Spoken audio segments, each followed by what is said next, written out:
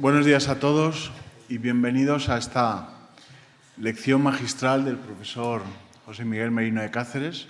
Bueno, lección magistral como todas las suyas, que son magistrales. Que en realidad es un acto, uno más de reconocimiento a la labor del profesor Merino de Cáceres, a su labor dentro de esta escuela y fundamentalmente a su labor docente e investigadora, pero fundamentalmente a su labor docente. Y este acto que me toca presidir como director de la escuela, pues la verdad lo que quiere es agradecerle una vez más el trabajo que ha realizado y que sigue realizando en esta escuela y que va a seguir realizando en esta escuela. El catedrático Merino de Cáceres, porque la condición de catedrático yo creo que no se pierde nunca, como la de profesor, es algo que va con las personas, pues es para mí un ejemplo de lo que son los profesores de la Escuela de Arquitectura de Madrid. Es decir, profesores que sienten la escuela como propia, que la sienten con pasión, con amor, y que además eso lo transmiten, fundamentalmente a sus alumnos y también a sus compañeros, y en este caso a la dirección que yo represento. Y además esa pasión, al transmitirla a sus alumnos, permite que esta escuela sea grande. Porque yo creo que una de las mayores grandezas de esta escuela es el reconocimiento a sus maestros y la transmisión de conocimientos de generación en generación. Desde que en 1844 se crea un plan especial de arquitectura para separarse de la Academia de Bellas Artes de San Fernando hasta donde estaba la Escuela de las Nobles Artes de Arquitectura, Pintura y Escultura, yo creo que desde ese año todos los que han pasado por esta escuela y todos los que estamos en esta escuela tenemos una característica que en el rectorado no la entienden, les cuesta mucho entender. Y es esa pasión por este centro donde muchos hemos estudiado, donde hemos sido profesores y donde al final de nuestra vida académica seguimos dando parte de lo que tenemos. Yo creo que además eso no se puede agradecer con palabras ni con actos, se puede agradecer también con sentimientos. Y yo lo que quiero al profesor Merino de Cáceres es, como director, trasladarle ese sentimiento que los que formamos esta escuela, alumnos, personal y profesores, tenemos de agradecimiento al tiempo que has estado y que vas a estar con nosotros. Muchas gracias.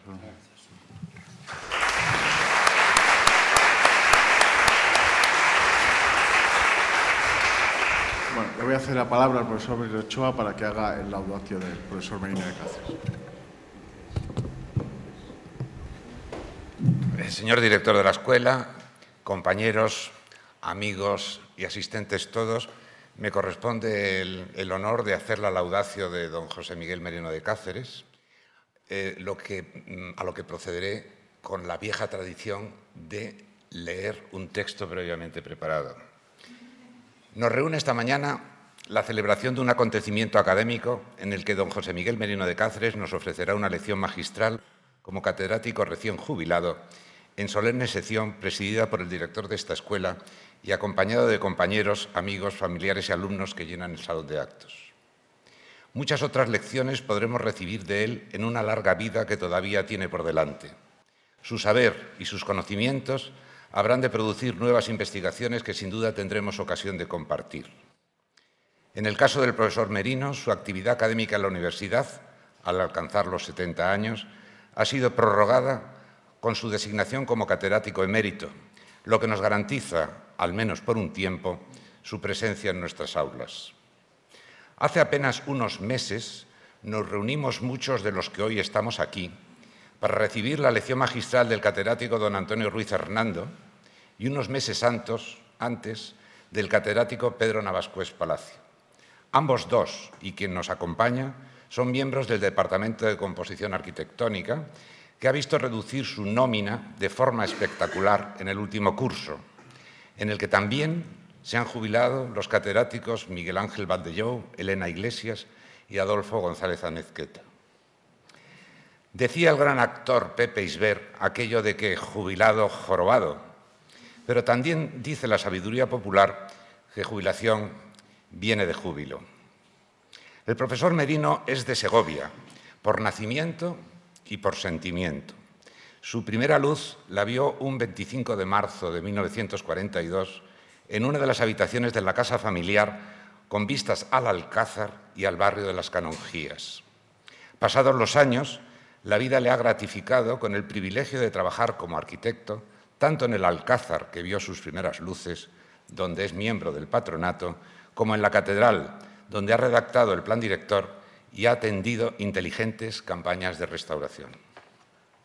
Sus hermanos fueron todos chicas, 5 en total, que con el varón formaron una familia de 6. Siendo un niño de 3 años, lo mandaron a la escuela de monjas cercana a su casa, donde le enseñaron las primeras letras y las nociones básicas del catecismo de Ripalda, aquel texto preconciliar del que los más viejos tenemos entrañables recuerdos. Cuando llegó a los 8, ingresó en el Colegio de los Maristas de Segovia, donde cursó un bachillerato que establecía exámenes en el instituto para la reválida de cuarto y la reválida de sexto, culminando con el curso preuniversitario que aprobó en 1958 con solo 16 años, adelantándose en uno a la edad oficial. Su vocación de arquitecto fue alimentada desde los años del bachillerato con la preparación en la oportuna Academia de Dibujo, donde se hacía mancha y lavado, tal como entonces era lo habitual.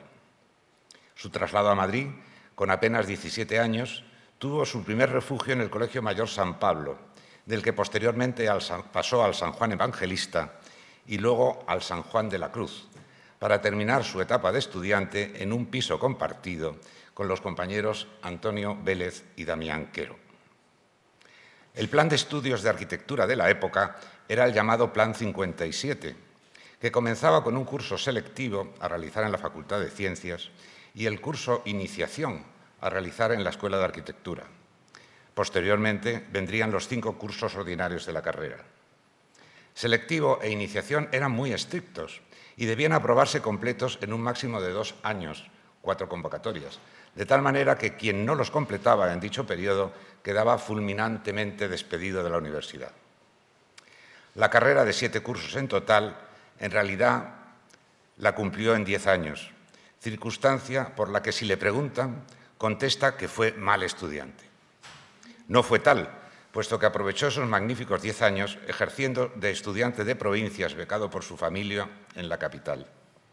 De esa época son sus exposiciones de pintura a las que concurrió y en las que bebió los aires de la ciudad, experimentando al máximo unos tiempos que nunca volverán. La carrera tenía 2 especialidades, que luego constaban en el título oficial, cuyo documento en papel de gran formato estaba encabezado por Su Excelencia el Jefe del Estado y en su nombre por el Ministro de Educación y Ciencia.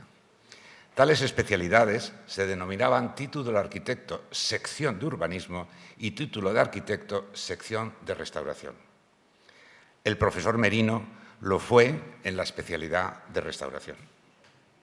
Los profesores de la escuela, de los que él guarda especial recuerdo, fueron Rafael Manzano, de quien siempre afirma que fue su primer maestro, Fernando Chueca, José Menéndez Pidal, Francisco Prieto Moreno, Emilio La Rodera y tantos otros cuya lista sería interminable. Corría el año 1968 y el Nobel arquitecto Merino fue invitado por el veterano profesor Chueca, quien, por cierto, ganó la cátedra ese mismo año, para ser auxiliar becario de Historia de la Arquitectura. Su labor era básicamente pasarle las diapositivas al catedrático, pero este primer contacto será el inicio de toda la carrera académica que hoy celebramos. Las oposiciones a cátedra de don Fernando Chueca del año 68 son aquellas mismas en las que también las ganó don Rafael Manzano, el primero con plaza en Madrid y el segundo con plaza en Sevilla. Paralelamente a su inicial labor en la escuela, José Miguel Merino puso estudio. Un estudio más de estudiantes que de profesionales, pues se juntaron 5 de los que solo él tenía ya el título. Tales eran Eduardo Leira, Ignacio Solana, Alfonso Iglesias y Damián Quero. Entre 1968 y 1971 funcionó dicho estudio, periodo en el que Merino fue designado arquitecto honorario del municipio de Fuente del Saz. Tal designación consistía en redactar los informes técnicos de las solicitudes de licencias y en realizar de oficio múltiples pavimentaciones de las calles del pueblo. Un día 30 de junio de 1970, tras un corto pero fulminante noviazgo, el joven Merino casó con Nancy Barnett Petchet, mujer con quien ha compartido hasta la fecha más de 43 años de su vida. Nancy es americana, nacida en Mineola, Long Island, New York, razón que explica sus continuos viajes a Estados Unidos, muchos sin duda por razones familiares, pero otros tantos por motivos profesionales y de investigación, como veremos más adelante. Ese mismo año de 1970, Merino tuvo un segundo enlace, esta vez no matrimonial, sino profesional. En el mes de noviembre entró a formar parte de la Dirección General de Bellas Artes del Ministerio de Cultura, como arquitecto de la Oficina de Proyectos, entonces ubicada en los altos del Casón del Buen Retiro. El arquitecto jefe de la sección de monumentos era Alberto García Gil y el director general de Bellas Artes, Florentino Pérez Enviz. Su labor en la Dirección General de Bellas Artes le llevó a ser nombrado arquitecto de zona, atendiendo las provincias de Ávila, Segovia, Valladolid y Salamanca, donde realizó numerosas intervenciones en nuestro patrimonio arquitectónico. Desde su responsabilidad en el Ministerio, tuvo la oportunidad de representar a España en las reuniones técnicas del Comité de Monumentos y Sitios del Consejo de Europa, en Estrasburgo, en el Comité del Patrimonio de la Humanidad de la UNESCO, en París, y en el National Park Service de Nueva York. Pasados los años, fue designado jefe de Servicio de Información Artística, departamento creado por Antonio Fernández Alba, su director general de Bellas Artes, y cuyos despachos estaban en la torre del museo que nos acompaña en la proximidad de esta escuela. En 1983, el profesor Merino fue nombrado arquitecto conservador de la fábrica, maestro mayor del Alcázar de Segovia, tarea que mantiene hasta nuestros días en compañía de Antonio Ruiz, que atiende el cargo de conservador del museo. Su labor en el Alcázar ha tenido la satisfacción de su nombramiento como artillero honorario. Su vinculación con la artillería ya se inició años atrás, en el campamento del Robledo, en La Granja, donde muchos de su generación hicimos allí la mili universitaria, saliendo con el grado de alférez de la escala de complemento. A los de arquitectura nos destinaban a artillería, tal vez por aquello de que sabíamos resolver esas fantásticas ecuaciones de la trayectoria de tiro, que no obstante lo anterior, se corregían para dar en el blanco con las indicaciones de los vigías. Paralelamente, Merino mantuvo su actividad en la Escuela de Arquitectura como profesor contratado, los antiguos PNN, pasando con los años a la situación de profesor adjunto del catedrático Fernando Chueca. Al tiempo, redactó su tesis doctoral, que fue leída en 1984. El título de la tesis fue Arthur Byrne y los monasterios extrañados, Óvila y Sacramenia. Fue director de la tesis don Fernando Chueca y padrino en la defensa don Emilio Larrodea. La elaboración de la tesis doctoral llevó a Merino a investigar en numerosos archivos de Estados Unidos, para lo que contó con la inestimable ayuda de su mujer Nancy.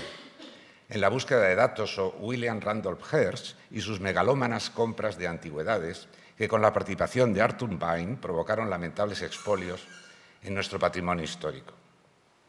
Su vida administrativa se interrumpió en 1986 con la renuncia a su condición de funcionario por ser incompatible con la plaza recién ganada de profesor titular de la Universidad Politécnica, adscrito a la Escuela de Arquitectura.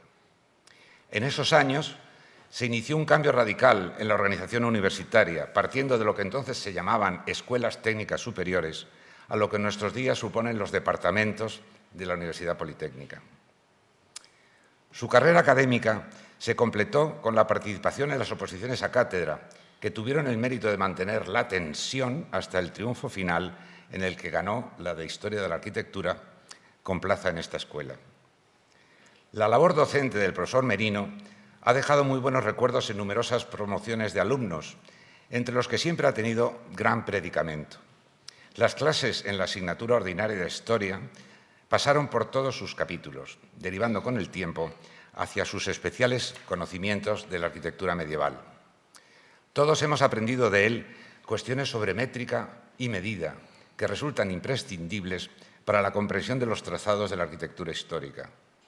La medición en pies, varas, codos y unidades anteriores a nuestro joven sistema métrico decimal es una herramienta que el profesor Merino ha desarrollado y divulgado con tal maestría que sus enseñanzas han calado de tal manera que resulta gratificante verlas mencionadas en los jóvenes arquitectos que escucharon sus lecciones. Sus clases en el máster de restauración han estado siempre bien preparadas y bien ilustradas con las fotografías que forman su numerosísima fototeca, cuyo volumen de diapositivas llena abrumadoramente los estantes de su casa. Hoy, las imágenes han sido reconvertidas en las siempre brillantes presentaciones de PowerPoint que ilustran sus conferencias. En su labor docente, también ha tenido ocasión de participar en repetidas estancias en universidades americanas, en las que ha dictado cursos, algunos agotadores por viajes más conferencias, divulgando el conocimiento de la historia de la arquitectura española. Profesionalmente, el profesor Merino ha tenido la oportunidad de trabajar sobre elementos singulares de nuestro patrimonio arquitectónico, entre los que cabe destacar, sin ser exhaustivos, el Monasterio de Nuestra Señora de Prado en Valladolid, actual sede de la Junta de Castilla y León, la Catedral de Toledo, en colaboración con un equipo en el que participaron el profesor Navascués y quien les habla, el Monasterio de Nuestra Señora del Parral, redactando el plan director, cuyas últimas líneas se trazan y se escriben en estos momentos. El Monasterio de Sacramenia, cuya restauración completa ha llenado largos años de su actividad profesional, el plan director del Monasterio de Palazuelos, del Alcázar de Segovia o los programas de protección de Segovia, Ávila y Cuéllar. Siempre se dice que una tesis doctoral contamina toda la vida del doctorando, y así se cumple en el caso del profesor Merino. Sus conocimientos sobre el monasterio de Óvila, que se iniciaron en el terreno académico, han fructificado más allá de lo que él pudo imaginar en los años 80. En la actualidad, el profesor Merino ha sido llamado para la reconstrucción de la sala capitular del monasterio de Óvila en su nueva ubicación en California. Los maltratados sillares que fueron desgajados del claustro de Óvila permanecieron largos años olvidados, primero en los almacenes de Hearst en Nueva York y después dispersos en el parque situado al pie del puente de San Francisco. No hace mucho, los monjes benedictinos del joven monasterio de la Viña, en California, consiguieron la cesión de estos restos para reconstruir la sala capitular en su nuevo convento. Para tal cuestión, los monjes han llamado al profesor Merino, singular conocedor de esta arquitectura, solicitando su colaboración en el proceso de anastilosis que permitirá la conservación de un bien que había sido destruido y que tal vez conlleve, como se pretende, la recuperación del conjunto original. Debe destacarse su labor investigadora, que le ha llevado a más de un centenar de publicaciones, entre libros y artículos, sobre temas de historia y restauración arquitectónica. Entre los libros recién publicados, tenemos que citar el titulado La destrucción del patrimonio histórico español, Hearst, el gran acaparador, redactado en colaboración con la profesora María José Martínez Ruiz y editado por la editorial Cátedra. Esta publicación ha desatado numerosas entrevistas y conferencias que denotan el interés social de su contenido. También son recientes los libros publicados sobre la Catedral de Salamanca y sobre la Catedral de Toledo, que aportan su conocimiento y su buen hacer. Otros títulos hacen referencia al Alcázar de Segovia y a los monasterios de Sacramenia, Óvila o Palazuelos y tantos otros que contienen análisis históricos, métricos, constructivos y su permanente interés por la conservación del patrimonio arquitectónico. El profesor Merino no rehúsa la polémica cuando al caso viene. Su participación en debates ha sido constante y el último ha sido la cuestión del sorprendente claustro de Palamos. Tal sorpresa no era tal, pues ya había sido citado en alguna de sus publicaciones. No obstante, el tema saltó a la actualidad con la publicación en los periódicos, ahora hace apenas un año, de la existencia de un claustro en una finca particular de la localidad catalana. Rápidamente surgieron las opiniones mejor o peor fundadas sobre si se trataba de un expolio o bien se trataba de una simple falsificación. Hubo quien defendió que era una pieza medieval y se lanzó una lista de posibles orígenes, llegando a cuajar la teoría de que se trata del antiguo claustro de la Catedral de Salamanca, que todos sabemos fue desmontado por Jerónimo García de Quiñones en el entorno de 1780 para ser sustituido por el trazado neoclásico que hoy contemplamos.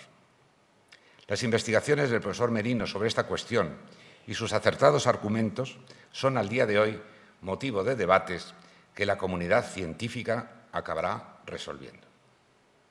El profesor Merino es en la actualidad miembro supernumerario de la Segoviana Academia de San Quirce, en la que ingresó como académico en 1988 y en la que durante 8 años ejerció el cargo de secretario, participando activamente en los debates de la ciudad, algunos de los cuales nos consta que le proporcionaron serios dolores de cabeza. En la Real Academia de Bellas Artes de San Fernando fue designado académico correspondiente a propuesta de Luis Cervera Vera, Fernando Chueca y Joaquín Pérez Villanueva. Hemos hablado de José Miguel en sus facetas familiares, académicas y profesionales, pero no podemos terminar esta semblanza sin citar otro de sus aspectos que solo algunos conocemos. El señor Merino es un magnífico cantante de tangos y en las noches madrileñas actúa bajo el seudónimo de José de Cáceres. Y en prueba de tal, conservo los carteles que anuncian sus intervenciones. Para terminar esta laudatio, pido a todos ustedes un aplauso para José Miguel Merino, como muestra de afecto anticipada a la lección que a continuación nos expondrá.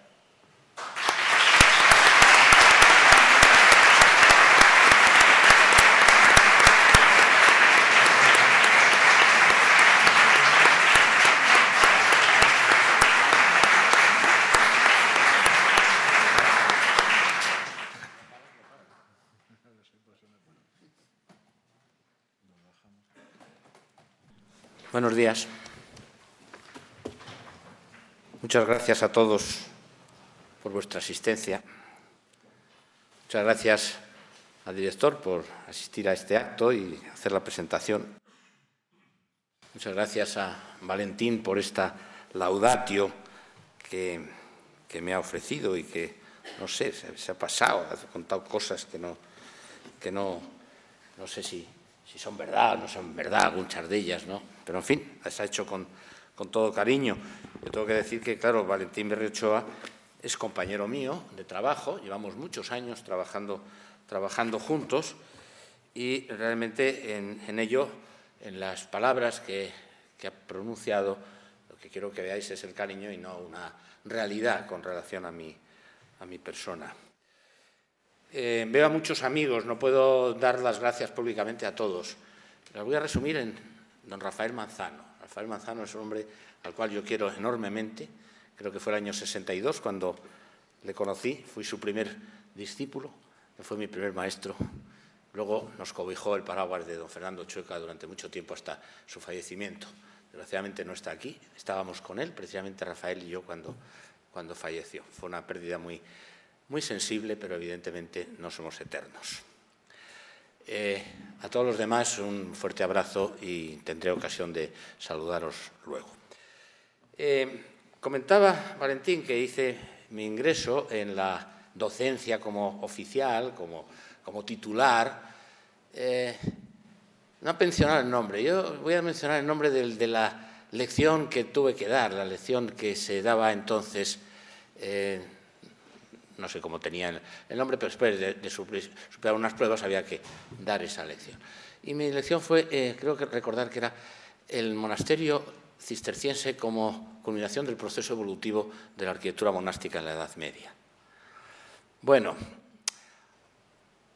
en aquella ocasión el tribunal resulta que estaba Ignasi Solá Morales y se me durmió. Creo que fui muy aburrido, espero no ser tan aburrido hoy, en el que les voy a hablar de una parte, exclusivamente de una parte del monasterio. Voy a hablar del claustro, y ya es bastante, y aún así intentaré hacerlo brevemente. Bien, la arquitectura monástica constituye uno de los capítulos más extensos y completos de la arquitectura cristiana.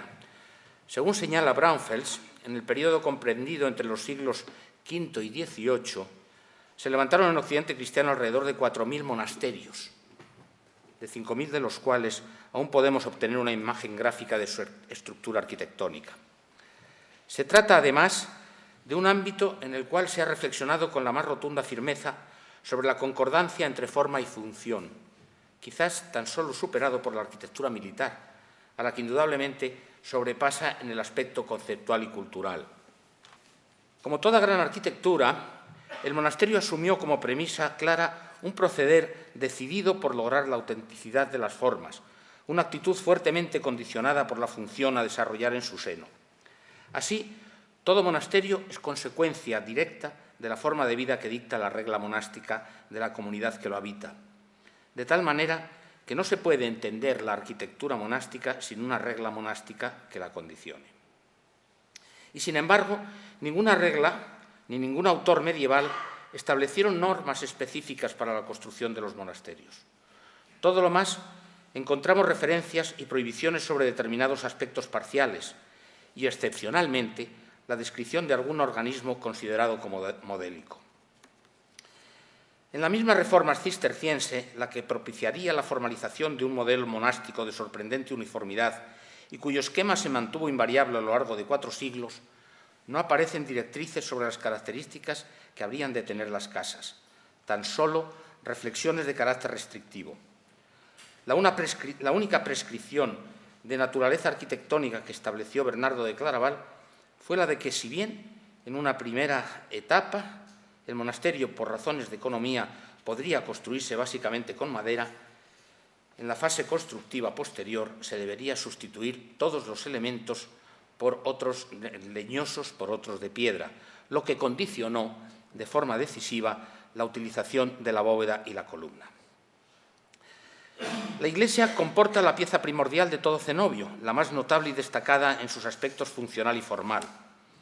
En todos los tiempos, los monasterios dedicaron sus mayores esfuerzos a la construcción y enriquecimiento de sus respectivas iglesias, produciendo ejemplares tan extraordinarios como la de Cluny, que vino a ser la más grande y espléndida de la cristiandad. Sin embargo, el claustro es el elemento más característico de un monasterio. Constituye el núcleo central de la casa, alrededor del cual se dispone y articula la estructura física del conventum. No se entiende un monasterio occidental, por modesto que sea, sin claustro. Y en nuestra mentalidad difícilmente podemos asumir como tales las estructuras amorfas del monaquismo oriental. Incluso un cenobio camandulense, a pesar de su orden latino y su rigor compositivo, no responde a nuestra idea de monasterio al carecer de claustro. Es así que el claustro es la clave del monasterio occidental, constituyendo su elemento más característico y diferenciador. No es, pues, de extrañar que un modelo arquitectónico de tal singularidad despertara desde temprano un claro interés entre los estudiosos de la arquitectura. Y no solo en sus elementos aislados, sino decididamente en el tipo arquitectónico en su conjunto. La primera obra dedicada exclusivamente al estudio del monasterio fue seguramente el libro de Albert Lenoir, el creador del Museo de Cluny, denominado Architecture monastique, que vio la luz entre 1852 y 1856. Una extensa obra desarrollada en 2 volúmenes, profusamente ilustrada, con imágenes originales y amplia planimetría que nos sorprende por su precisión.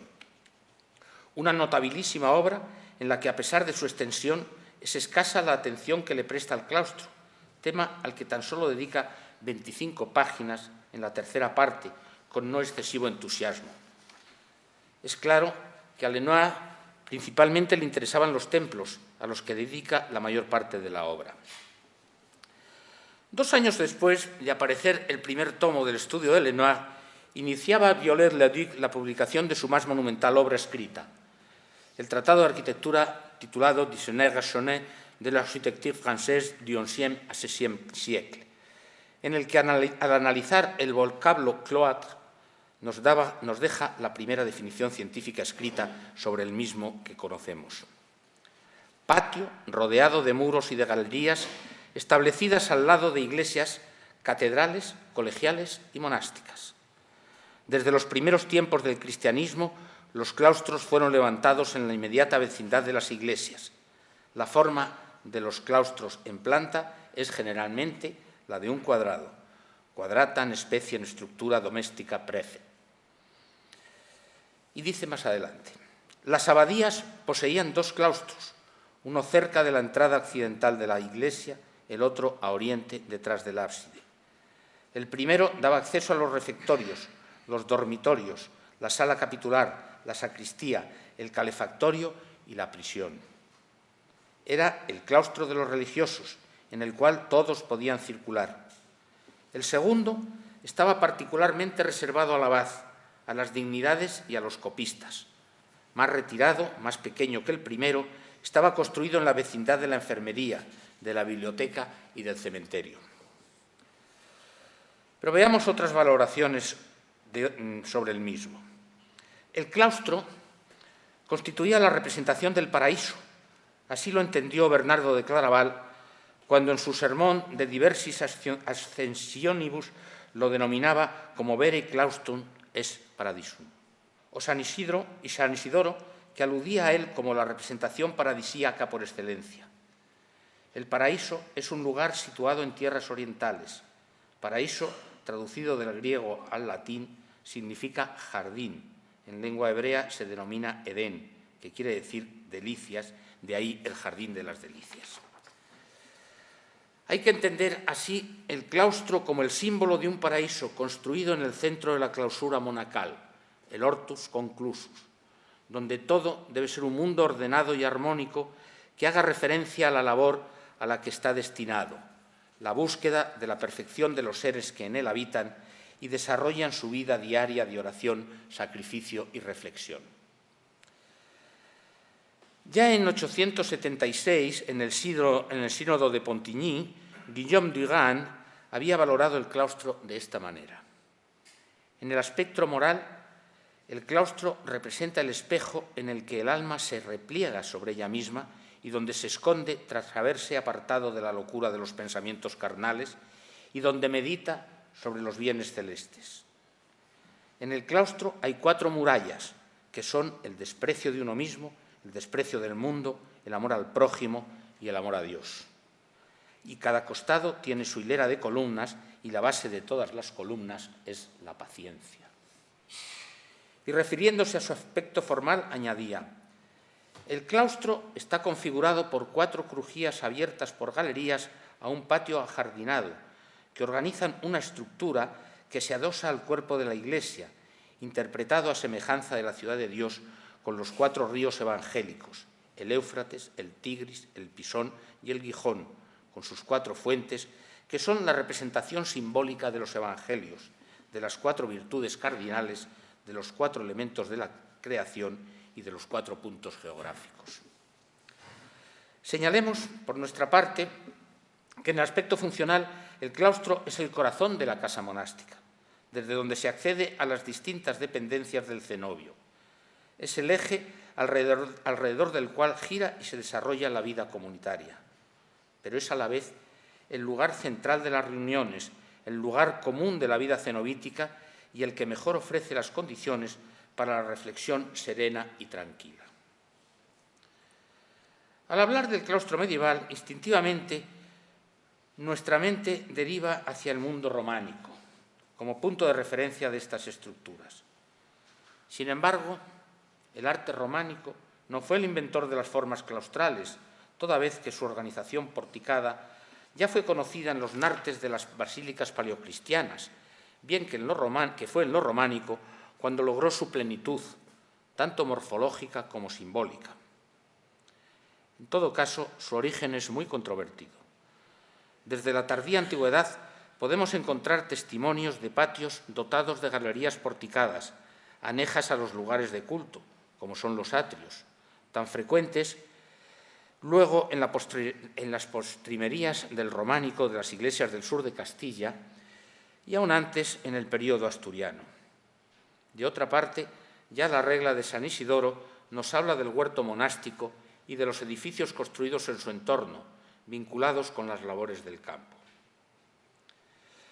Viollet-le-Duc situaba su origen en el antiguo impluvium romano, transformado después en el atrium de las basílicas latinas y más tarde en el claustro de las iglesias románicas. La disposición de los nartes a los pies de las basílicas condicionó en los orígenes del monaquismo la pervivencia de estas estructuras, con igual disposición en algunas abadías. Hacia 817-822, cuando se debatía la erección de un nuevo claustro en Fulda, entre las diversas opciones se defendió su ubicación a los pies de la iglesia, a la manera de Roma. Sin embargo, nada sabemos de las transformaciones de los antiguos pórticos romanos en los primeros siglos del cristianismo, hasta convertirse en lugar cerrado y escondido que es el claustro.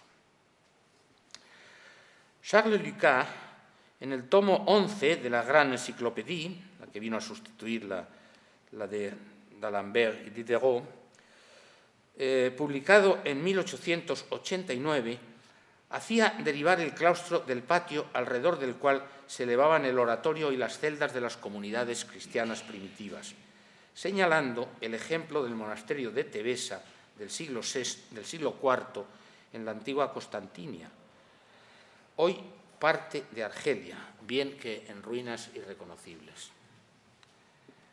La formalización del claustro monástico en sus partes fundamentales fue indudablemente obra del Renacimiento carolingio, dentro de la configuración general del monasterio.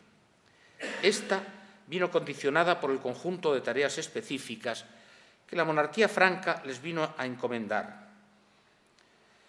Los monjes que habían huido del mundo recibieron de manos de los príncipes germanos nuevas obligaciones, precisamente en este mundo.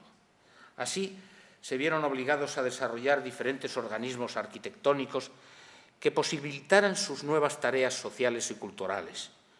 Los monasterios se convirtieron en centros de aprovisionamiento agrícola, sedes de retaguardia para la defensa y hospedajes a lo largo de las vías utilizadas por la corte en sus continuos desplazamientos. Se constituyeron en escuelas, cancillerías, centros de investigación y puntos de irradiación para las misiones. Con frecuencia, en los monasterios, el cargo de abad era de carácter político, gozando en muchas ocasiones de un rango similar y aún superior al de un obispo o un conde. De esta manera, el monasterio entero se fue convirtiendo en una institución política, y es claro que el debate sobre la génesis del monasterio benedictino solo podrá tener una respuesta en relación con la cuestión sobre la base del origen de esta institución política. Así, el decreto de Carlomagno, por el cual todos los monasterios de su imperio tenían que adoptar la regla de San Benito, condicionó que el benedictino fuese en el futuro el monasterio por excelencia. Cabría pensar entonces que el modelo benedictino provendría de Montecassino, la casa madre de la orden. Sin embargo, no fue tal. Montecassino fue destruido por los normandos a finales del siglo VI y luego abandonado. Luego fue destruido otras veces, la última vez en la pasada Gran Guerra Mundial. Luego fue abandonado en aquella época, en el siglo VI, sin que sepamos nada de su forma. De ahí la imagen que tenemos aquí, la de Montecassino, aquí, esto es del siglo XII, ahí están las fundaciones del Subiaco, ahí está San Benito entregando la orden de las 7 fundaciones que llevó a cabo en el Subiaco. De ahí que para entender la morfología de los primeros cenobios benedictinos tengamos que recurrir a las descripciones que nos han llegado de algunos monasterios francos, posteriores en un siglo a aquel, como el de Fontenelle, fundado por Vandrile en 649, y el de Jumièges, que lo fue por Filiberto en el año 655. Según estas descripciones, sabemos que Jumièges estaba configurado como un enorme recinto cuadrado, fortificado con muros y torres, en cuyo centro se hallaba el templo cruciforme y junto a él el claustro, con una hilera de arcadas realizadas en piedra y cuyos ricos ornamentos despertaron la admiración. Albergaba entonces a mediados del siglo VIII, unos 900 monjes. Es la primera referencia que tenemos de un claustro monástico, quizás el punto de partida de un modelo de interminable desarrollo. En 841 el monasterio fue incendiado por los vikingos y las ruinas que hoy conocemos corresponden a la restauración de 2 siglos más tarde, llevada a cabo por el abad Roberto de Jumièges. En la descripción de Fontenelle, incluida en la biografía del abad Asengis, 822-833, el cronista subraya principalmente el claustro, con los edificios que lo circundan, apareciendo ya al este, en la planta alta, el dormitorio de los monjes, como lo estaría en lo sucesivo.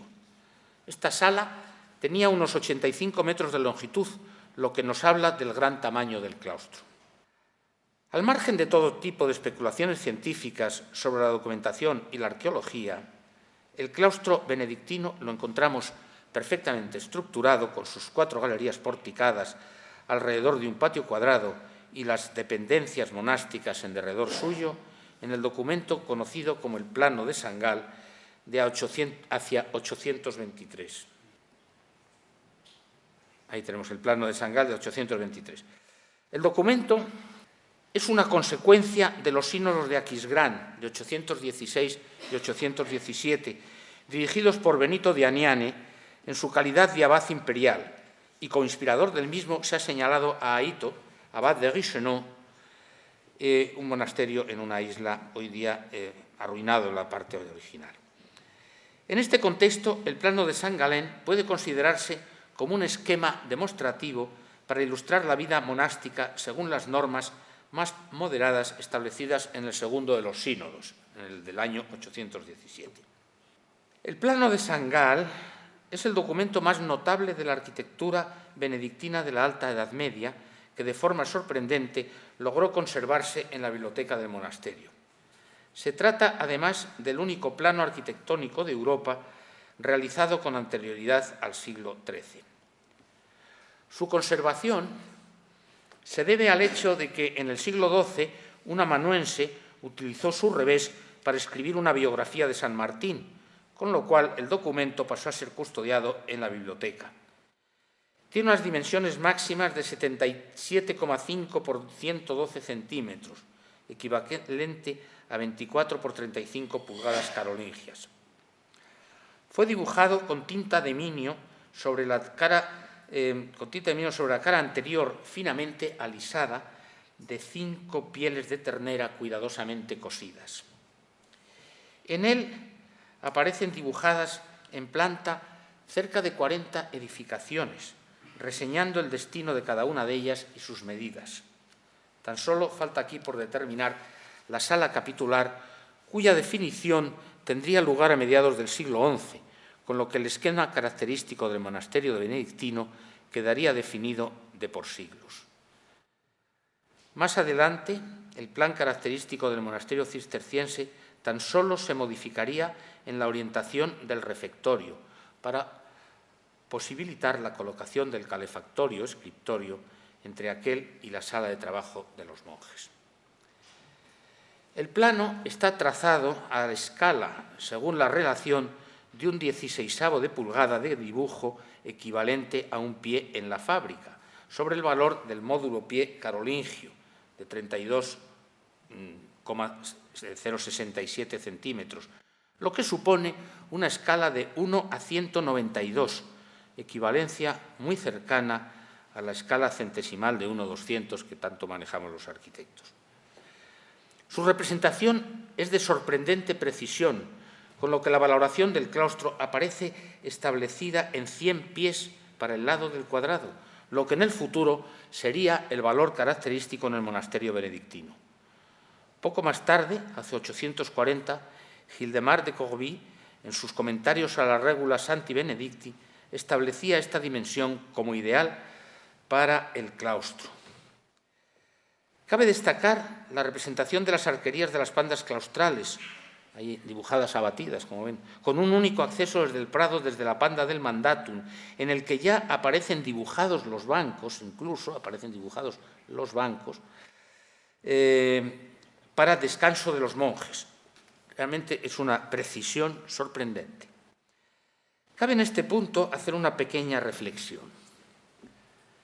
¿Fue el plano conservado en la Biblioteca de San Gal un documento exclusivo o más bien el único superviviente de una serie de ellos distribuidos desde Guicheneau con intención divulgativa de un modelo?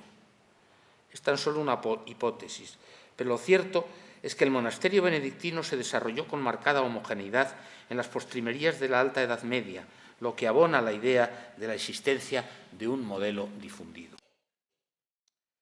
La primera reproducción del plano se debe a don Mabillon, en 1707, en el tomo primero del Annales Ordinis Sancti Benedicti. En tamaño reducido todavía, muy torpe, no lo he conseguido reproducir.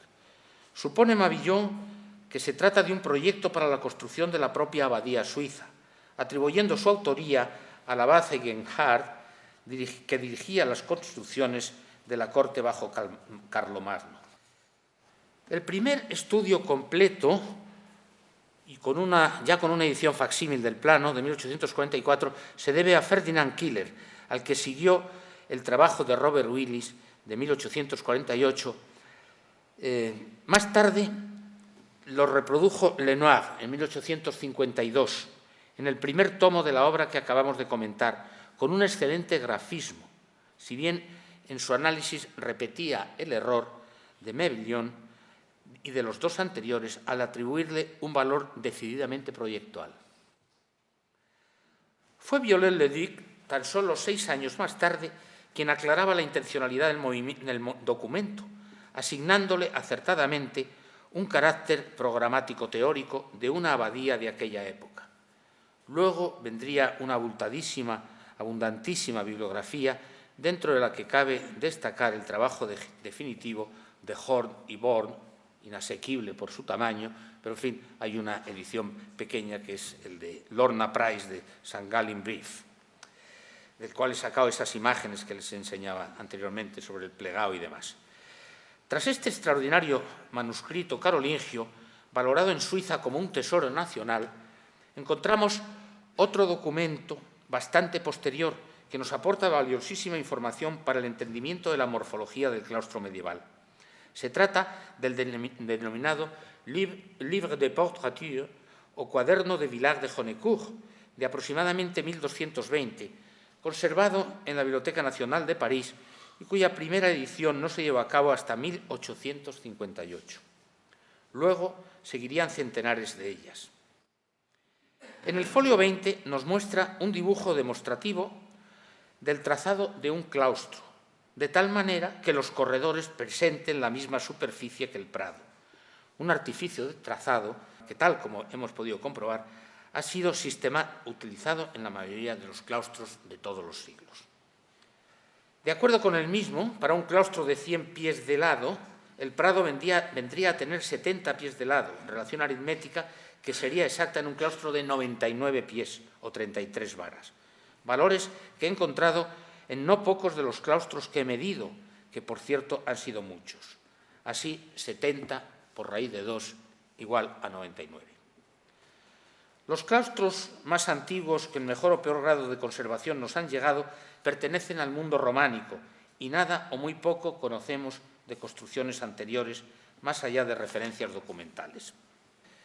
En 910, Guillermo I de Aquitania, el Piadoso, fundaba el monasterio de Cluny en la Borgoña, tomando como modelo las villas romanas de explotación rural. Poco sabemos de su morfología, pero sí que ya aparecía en él un claustro cuadrado con las dependencias monásticas en su derredor. Cerca de un siglo más tarde, Odilon, o San Odilon, quinto abad de Cluny, iniciaba una serie de grandes reformas, renovándolo totalmente en un proceso desarrollado ininterrumpidamente a lo largo de sus 55 años de gobierno, configurando lo que conocemos como Cluny II, según la planimetría establecida por Conant. Así, entre 1045 y 1048 construyó un claustro que causó la admiración de los contemporáneos, de cuya formalidad poco o casi nada conocemos. Sabemos por las crónicas que era notable por su decoración escultórica y poco más. Los capiteles contenían toda una enciclopedia de escenas y figuras del Antiguo y Nuevo Testamento, de tal manera que vino a convertirse en un lugar de instrucción y contemplación. Con Odilon, de alguna manera, el claustro se emancipó, pasó a ser el motivo arquitectónico principal del monasterio y a convertirse cada vez más en el hogar espiritual de los monjes. Pero para entender su morfología, hemos de recurrir a los claustros de otras abadías benedictinas del momento o inmediatamente posteriores, como son muy principalmente Moissac y Silos. En la península ibérica, el primer claustro que nos ha llegado es el del monasterio de Silos, la única parte conservada del monasterio original, el más hermoso de todos y posiblemente también de Europa.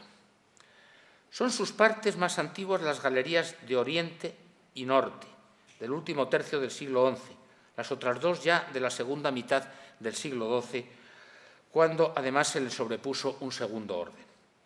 Su nombradía estriba fundamentalmente en su escultórica, obra maestra de la iconografía románica, con temas muy variados, desde los que representan escenas bíblicas o evangélicas hasta los figurativos de animales quiméricos, grifos, leones, arpías, centauros, aves fabulosas y toda clase de elementos vegetales.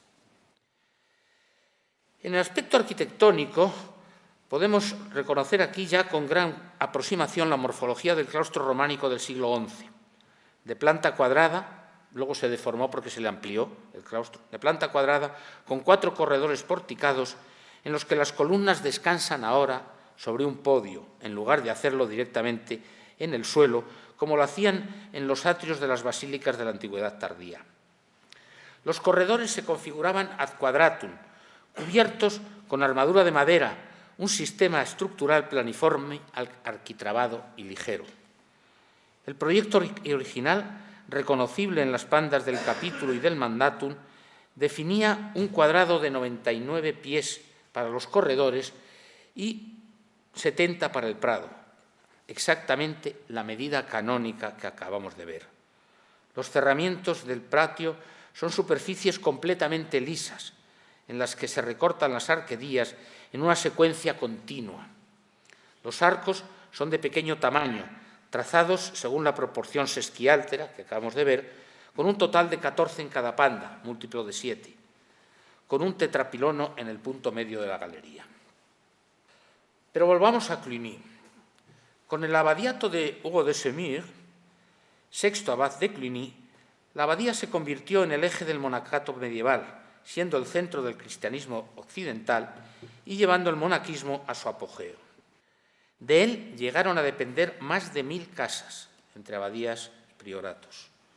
Durante su larguísimo gobierno de 60 años, se acometieron grandes reformas en la casa que conformarían lo que conocemos como Cluny III. En la arquitectura carolingia, salvo la iglesia, todo el monasterio estaba construido básicamente en madera. Cluny III sería el primer monasterio totalmente construido en piedra, como a partir de entonces lo serían todos. Favorecido el monasterio borgoñón por los monarcas peninsulares desde Sancho III Garcés y muy principalmente a partir de Fernando I de Castilla, que estableció un censo anual de 1000 áureos de oro, el punto de partida de la renovación fue el envío por Alfonso VI de 10.000 monedas de oro procedentes del botín conseguido durante la conquista de Toledo. El nuevo modelo de claustro aquí instaurado, todo él en piedra, supuso una notable transformación del anterior, de carácter adintelado, pasando ahora a ser cintrado. La nueva morfología de los ánditos condicionó la elevación de su altura, viniendo a trazarse su sección ahora según una proporción sesquiáltera. Para contrarrestar, de la proporción cuadrada hemos pasado a la proporción sesquiáltera. Para contrarrestar el empuje de las bóvedas se aumentó el grueso de los muros, que además se reforzaron con contrafuertes hacia el prado, enlazándose a su vez en la parte superior con arcos que cobijan 2 o 3 ventanas en las galerías, Ello, aquí tenemos todavía siglos, ello provocaría un cambio en el ritmo de las arquerías, que pasó de ser continuo a alterno y en la vibración de la superficie del muro. En el siglo XII, en la plenitud del románico, fue también el momento, el de la plenitud del románico, fue también el momento de la plenitud de los claustros historiados en toda Europa. Una plenitud intensa, pero breve.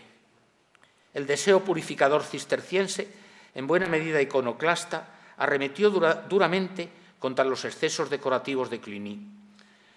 En su conocida Apología a Guillermo, abad de Saint-Thierry, de 1124, contra los cluniacenses y probablemente contra Suger, Bernardo de Claraval condenaba todo aquello que hoy denominamos arte románico y, como relata Simpson, abrió el camino para el arte gótico.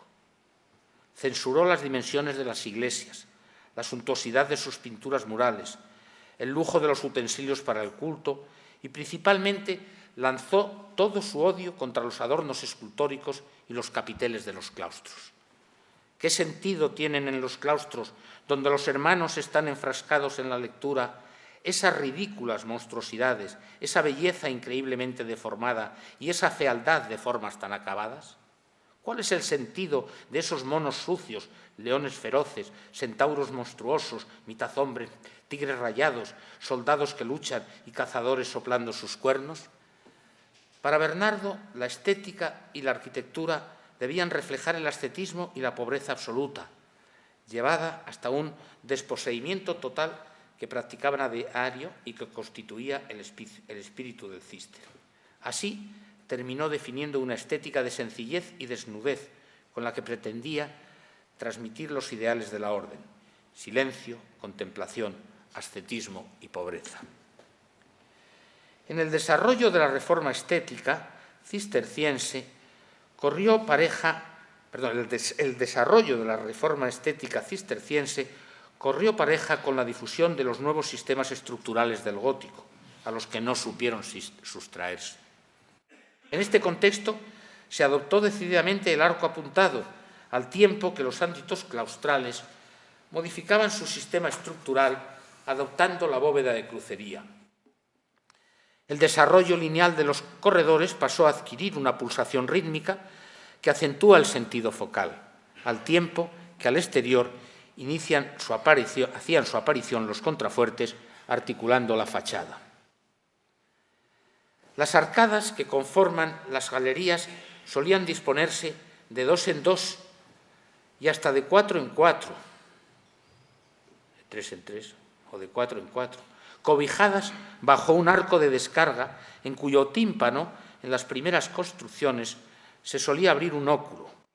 Con el paso del tiempo, cada módulo vino a convertirse en un ventanal, con tracería en piedra cada vez más complicada, con un ritmo fuertemente acentuado por los contrafuertes.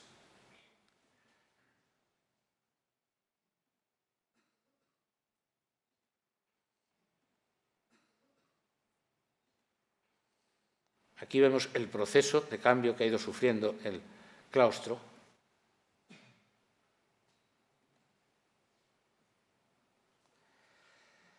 Paralelamente, ello permitiría la incorporación de la luz a los ámbitos claustrales, modificando radicalmente la percepción de su espacio, que se amplía además hacia la sala capitular a través de su muro permeable.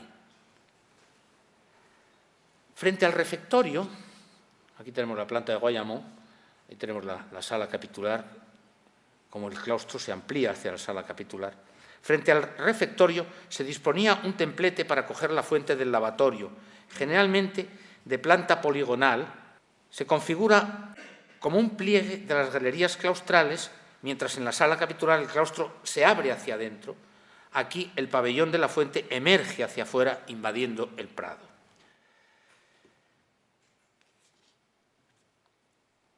El Cister configuró el monasterio más perfecto y equilibrado, tema sobre el que no vamos a entrar ahora, ni luego.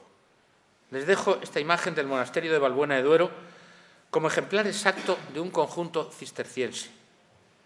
A partir de mediados del siglo XV, con la descomposición de la unidad de gobierno de la orden y la aparición de las congregaciones regionales o nacionales, más o menos independientes, los monasterios experimentaron diferentes modificaciones en su organización física que afectó muy principalmente a los claustros.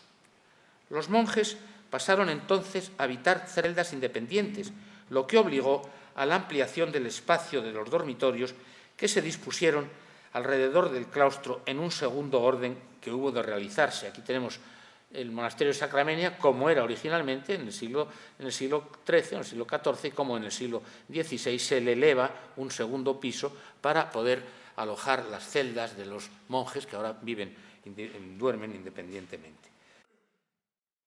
La ampliación una ampliación que en la mayor parte de los casos nada de interés aportó al conjunto, sino que muy al contrario vino a desvirtuar su esencia primitiva. Aquello supuso, de alguna manera, el final del claustro medieval, y lo que a partir de entonces se hizo no encaja ya en nuestro tema. El claustro benedictino es ciertamente el claustro por antonomasia, pero no el exclusivo, toda vez que otras órdenes organizaron sus cenobios en torno a estructuras similares, principalmente las órdenes activas, mendicantes y predicadores. Pero en realidad no crearon tipos propios o característicos, y con ciertas variantes, en general se limitaron a repetir los modelos de las órdenes contemplativas, adaptados de manera no siempre lógica a organismos arquitectónicos de configuración generalmente anárquica. Sí crearon claustros propios los cartujos, si bien su sentido es diferente al benedictino, y más que un elemento ordenador de la estructura monástica, bien pudiera considerarse como un instrumento de ordenación urbana. Igualmente, los jerónimos, la orden monástica española por excelencia, crearon un tipo particular de claustro, y me refiero al claustro reglar, bien diferente a los otros que suelen poseer estos monasterios, es decir, el de la portería, el de la hospedería y el de la enfermería, a los que generalmente se les denomina patios. Sobre los claustros de los monasterios jerónimos nos dice el padre Sigüenza. Una de las cosas más importantes y sagradas que hay en las religiones son los claustros, y en la orden de San Jerónimo, el todo, como si dijéramos, y de ser de ella, donde, como en la misma iglesia, se guarda siempre silencio, y en particular en el bajo, que aunque en todas nuestras casas de ordinario hay más de un claustro, y en todas hay dos y en muchas tres, en el que viven los religiosos y donde tienen la mayor parte de las celdas, por donde andan las procesiones y se entierran los religiosos, es el que tiene nombre de claustro, donde corren las leyes del silencio y otras observancias. En esta casa de San Lorenzo, se está refiriendo al Escorial, donde hay tantos, quiso el fundador acomodarse con nuestra manera de vida, pues hacía casa de San Jerónimo hacer un claustro principal. Una de las peculiaridades del claustro jerónimo es su carácter procesional y funerario. Mientras los benedictinos se entierran fuera del monasterio, generalmente junto a la cabecera del templo, los cartujos lo hacen en el prado claustral. El claustro jerónimo, de carácter adintelado, es de considerable tamaño en comparación con el benedictino, sin responder a una metrología determinada. Es de 2 plantas y todavía en el costado que se adosa a la iglesia se levanta una tercera galería, llamada la solana, que utilizaban los monjes para retiros y penitencias. En la planta baja se ordenan en su derredor los espacios de utilización colectiva, como la sala capitular, la biblioteca y el refectorio, así como una serie de capillas para las devociones privadas, evocando el carácter eremítico de la orden. Un pasaje conocido como Callejón de las Procesiones, podríamos haber visto en la planta, comunica el claustro con la iglesia. Aquí tenemos el claustro San Bartolomé de Lupiana. Ya no es un claustro medieval, es un claustro del siglo XVI, pero nos sirve muy bien para ilustrar la tercera galería, la galería de donde estaba la solana, adosada a la iglesia para los retiros. Y Les traigo este dibujo de Pere Villamil, que es una pura fantasía. Evidentemente nunca llegó a tener cuatro niveles el claustro de Lupiana, pero en fin, fantasías de Pere Villamil conocemos bastantes. En la segunda planta se disponen las celdas. Sin embargo, a diferencia del monasterio benedictino y más concretamente del cisterciense, el monasterio jerónimo, aparte de las peculiaridades señaladas, no responde a un tipo concreto, en lo que está más próximo al carácter morfológico libre de los conventos. Para terminar, voy a referirme al claustro catedralicio. Ya hemos señalado antes que el claustro no era privativo de los monasterios, toda vez que los tuvieron también las catedrales, bien que en numerosos casos desaparecieron al perder su utilidad. Nos refiere Viollet-le-Duc cómo desde el siglo IX los sínodos se habían ocupado de la clausura de los capítulos y de las catedrales, y cita como recomendaciones de estas asambleas lo siguiente: es necesario que los obispos establezcan claustros en la proximidad de las iglesias catedrales, a fin de que los clérigos vivan siguiendo la regla canónica, que los padres allí se sujeten, no abandonen la iglesia y no se vayan a vivir fuera. Igualmente, recomendaban debía construirse en las inmediaciones de los claustros un refectorio y un dormitorio. Más adelante es rotundo al afirmar que las catedrales tenían un claustro adosado a uno de los flancos de la nave, bien al norte, bien al sur. Estaba rodeado por las habitaciones de los canónigos que vivían bajo una regla común y en su vecindad se levantaban las escuelas. Y continúa así en otro párrafo. Los claustros de las catedrales estaban rodeados de casas que servían de viviendas independientes a los canónigos, si bien en algunas ocasiones el refectorio era común. Poseían escuela, que estaba adosada a la galería oeste, cerca de la entrada a la iglesia. Y más adelante dice: si bien los claustros monásticos suelen estar adosados al sur de las iglesias, en las catedrales lo más frecuente es que se sitúen al norte. En tiempos de Louis le Gros, el claustro de la Catedral de Notre-Dame de París, situado al norte del templo, tenía numerosas casas en su alrededor y muchas otras fuera de él, parte de las cuales hizo derribar el monarca por su anárquica situación que embarazaba el acceso. Todavía a principios del siglo XIV, en el entorno del claustro, había 37 viviendas de canónigos. En un plano de 1754, comprobamos que el claustro había desaparecido y el espacio que debió ocupar con anterioridad aparece invadido por edificaciones, si bien es reconocible y más claramente a las viviendas situadas a poniente, con frente a una calle denominada Cloître de Notre-Dame. Esta calle se llama Cloître de Notre-Dame, todavía se sigue llamando así.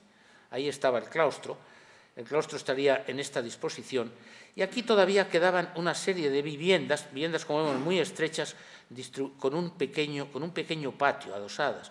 Y luego todo esto eran viviendas de canónigos que podemos ver todavía en una acuarela de Nicolas Jean-Baptiste Raguenet del año 1753. Hoy día la mayor parte de los claustros han desaparecido y el claustro de Notre-Dame es tan solo un recuerdo en el nombre de dos calles que quedan ahí, las que les mencionaba, la del claustro y la chanoinesse, canoniquesa. Esta fue la tónica general de casi todos los claustros catedralicios de Francia. El vecino país, que cuenta con cerca de un centenar de catedrales, sin embargo, no llegan a la media docena las que en la actualidad poseen claustros. Pudiendo citar las de Le Puy-en-Velay, con claustro románico, la de Cahors, Vésiers, Narbona, la de Elna, con el claustro más hermoso de todos, y el minúsculo claustro de la Catedral de Laon, con la sala capitular en su prado. No obstante, no fueron pocas las que lo tuvieron en época gótica, tanto en el norte del país como muy principalmente en el Midi. Y ello con independencia del tipo de regla secular o regular adoptada por los religiosos. Evidentemente no lo tuvieron todas, como asegura Viollet, y su recuerdo es delicado al haber desaparecido la mayor parte sin dejar señal física, a no ser por alguna referencia documental. Los del norte eran de los primeros momentos del gótico, habiendo desaparecido todos, sin dejar apenas restos ni documentación.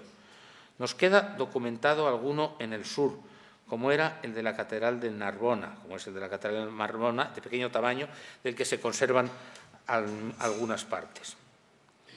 Igualmente, carecen de claustro las catedrales de Italia, donde el caso es verdaderamente excepcional, la de Monreal, con una de gran belleza y un tamaño enorme. Se comenzó a construir el de la Catedral de Siena, pero no pasó del intento. Cerca de Nápoles quedan dos pequeñas catedrales con claustro, las de Amalfi, junto a la costa, y la de Ravello, arriba del Escarpe. En Alemania, tan solo la Catedral de Münster tiene medio claustro situado al norte del templo. Existen catedrales con claustros en Inglaterra, si bien en buena parte no son conjuntos concebidos como tales, sino que en origen fueron monasterios luego convertidos en seos. De fundación antigua son 13 catedrales, servidas desde sus inicios por el clero secular, que no modificaron su estatus tras la desamortización y reforma de Enrique VIII. Sin embargo, tras esta, 13 monasterios fueron regenerados en catedrales, reconvirtiéndose su clero en regular. Así, el abad se trocó en obispo, el prior en deán, los monjes en canónigos o acólitos, corister, en tanto que los conversos y el personal subalterno conservó sus empleos. El caso de España es particularmente singular y contrario al de Francia, Italia o Alemania, toda vez que la práctica totalidad de sus catedrales poseen claustro. Tal es así que pudiera pensarse que el claustro catedralicio es privativo de las catedrales españolas, por lo que viene a ser campo adecuado para entender el comportamiento del tipo. El claustro catedralicio español deriva del monástico y tiene la misma conformación, ya el románico que el gótico, generalmente proporcionado en consonancia con el tamaño del templo. Suele estar situado a mediodía y a occidente del crucero, de idéntica manera a la de los monasterios, si bien no son excepcionales los situados a norte y aún a oriente del crucero, como el caso de la Catedral de Burgos. Bien es cierto que existió un claustro primitivo que ocupaba este espacio, luego se construyó ese otro. Prácticamente todas las catedrales españolas medievales poseen claustro, siendo excepcionales las de Valencia, Orense y alguna más que me olvido. Pero frente a estas, las catedrales renacentistas carecen de claustro. Veamos. La Catedral de Sevilla, iniciada su construcción en las postrimerías del gótico, se alzó sin torre y sin claustro, bien que posee ambos elementos procedentes de la fábrica islámica anterior. Igualmente, la de Plasencia se trazó sin torre ni claustro, sirviéndose de una torre y una sala capitular románicas y de un claustro gótico de sucesivos templos anteriores. La Catedral Gótica de Salamanca, iniciada su construcción en los albores del Renacimiento español, se proyectó siguiendo en buena medida el modelo de la Catedral Toledana. Sin embargo, a diferencia de esta, se proyectó sin claustro, sirviéndose del que poseía la iglesia románica, igual que en el caso de la torre. Claustro que sería renovado en época barroca. Se perdió así la arquería románica que recientemente un afortunado historiador pretende haber descubierto en la Costa Brava. Poco después que la de Salamanca, a imitación suya y con idéntica metrología, se trazó la de Segovia, que tomó prestado un claustro de la desaparecida catedral románica que había construido medio siglo antes el toledano Juan Guas, trasladándole desde su anterior emplazamiento frente al Alcázar. Aquí tienen la planta actual de la catedral con el claustro y una hipótesis de lo que sería la catedral antigua, la catedral románica situada frente al Alcázar con el mismo claustro, porque el claustro se fabricó para esta catedral. En la catedral antigua quedaba grande el claustro, en la catedral nueva queda un poco pequeño el claustro, pero en fin, el claustro es magnífico. De las catedrales del gótico tardío, la única que estrenó claustro fue la de Astorga, al tiempo que dentro del siglo XVI renovaron los suyos las de Sigüenza y León. Las posteriores catedrales, Granada, Málaga, Jaén, Valladolid, se construirían ya sin claustro, al igual que la larga serie levantada en tierras americanas. Los claustros catedralicios son de un único orden, salvo excepciones, como el de la Catedral de Pamplona, de las postrimerías del siglo XIII, con una larguísima secuencia constructiva que se prolongaría hasta el año 1500. Luego, en la nueva centuria se le añadiría el originalísimo sobreclaustro. Es esta catedral, por otra parte, muestra excepcional de una organización catedralicia de absoluta identidad con una monástica, en la que no falta ninguna de las dependencias características de los cenobios.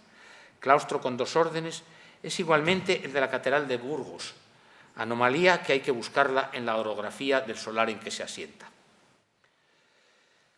Voy a terminar con una breve referencia a dos singulares claustros hermanos, en realidad hermanos siameses y, sin embargo, totalmente distintos.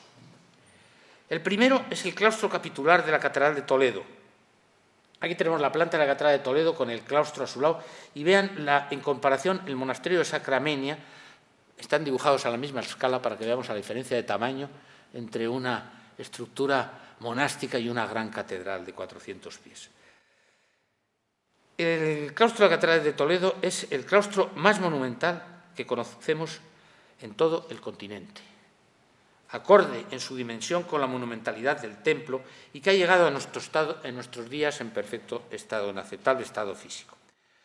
Su valoración en planta es de 198 pies castellanos, con un prado de 99 pies, lo que supone el doble de las dimensiones clásicas del claustro monástico.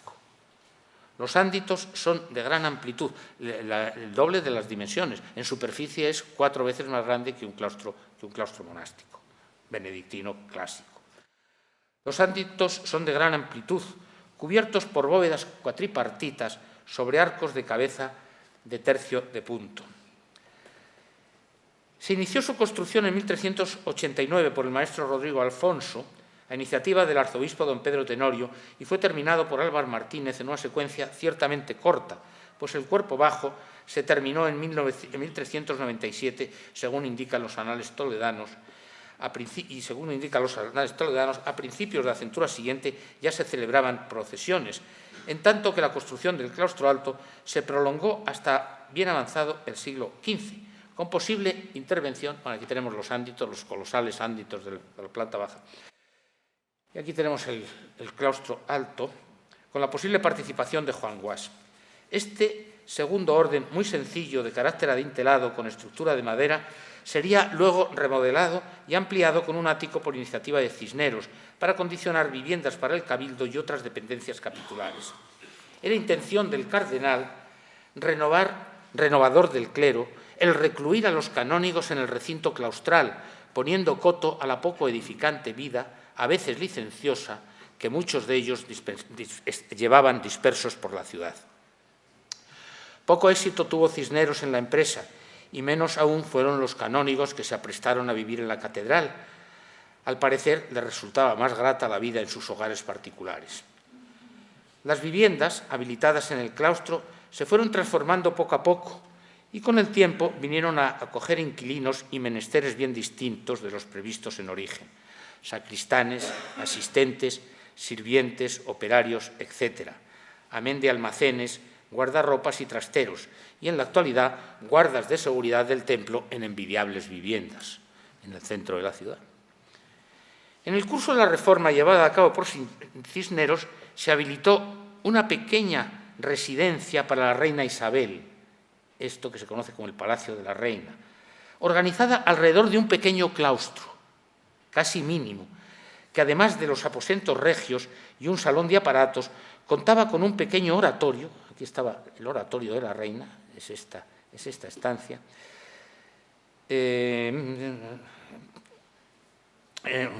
pequeño oratorio y una tribuna volada sobre la nave de la nave segunda del Evangelio, desde la que la reina podía contemplar el altar mayor y las residencias y las ceremonias religiosas con absoluta privacidad. El apartamento fue más tarde ocupado por el propio Cisneros y otros cardenales después, y en la actualidad lo ocupa una pequeña congregación femenina asistente de la liturgia del templo. Se trata así de un pequeño convento en torno a un minúsculo claustro, montado sobre el más monumental de todos los claustros españoles. La referencia al gran San Cristóbalón llevando a hombros al pequeño niño pintado junto a la Puerta de los Leones de la propia catedral se nos antoja singular. Muchas gracias.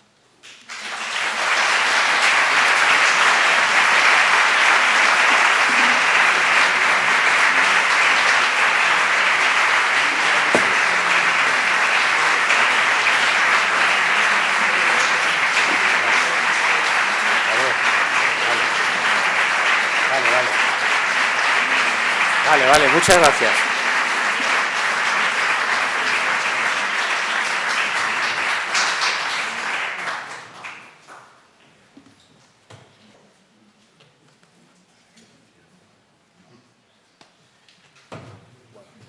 Reiterando mi agradecimiento al profesor Merino de Cáceres, mi reconocimiento por su trabajo en esta escuela y todo mi cariño, pues damos por finalizado este acto.